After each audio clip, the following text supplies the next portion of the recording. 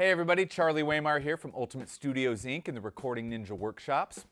I want to talk a little bit about recording drums and show you a little bit about how I go about building my drum sound.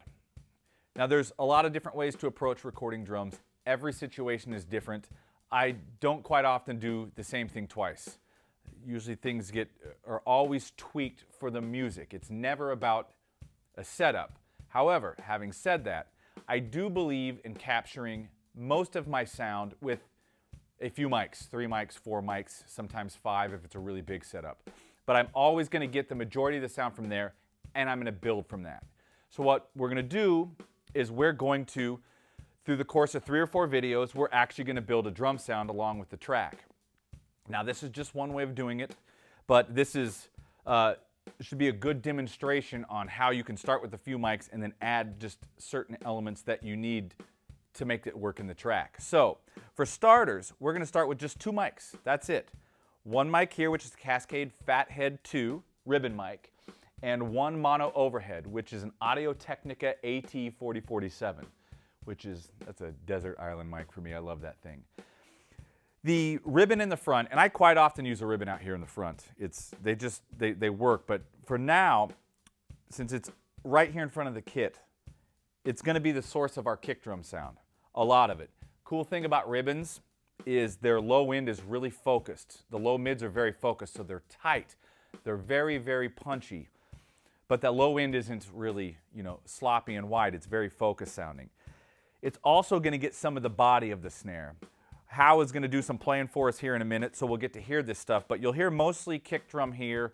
You'll get some of the body of the toms and the body of the snare as well. The overhead mic is going to get most of our tone. It's going to get our snare, it's going to get our toms, the cymbals, but on its own, it won't have a whole lot of kick drum in it. It'll be there, but it won't be a nice kick sound. The snare drum will have some crack, but it won't have a lot of body. These 2 mics together are going to supply that, which is why I picked these 2 mics. You could easily put a condenser here and have a condenser up there, and it would totally work. It wouldn't be quite as defined as the ribbon with the kick drum right here, but it would totally work, and it all depends on the situation. We're going to simply start ribbon, condenser, and that's going to be our sound. All right? I'm going to go in the control room. Hal's going to come out here and do some playing. We'll see you in a sec.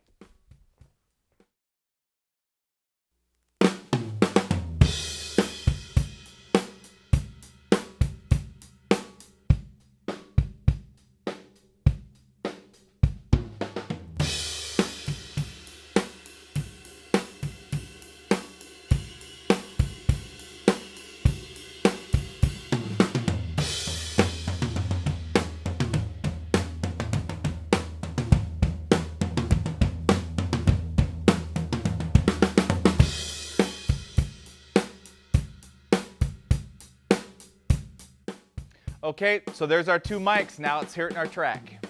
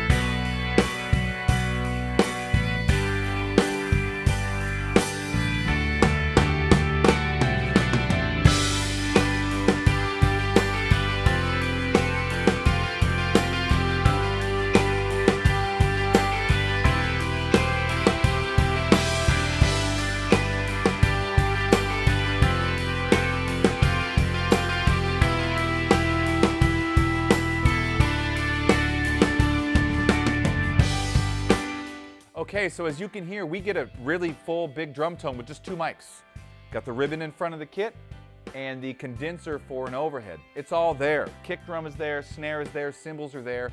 It's a really good picture of the kit. It's a good starting point.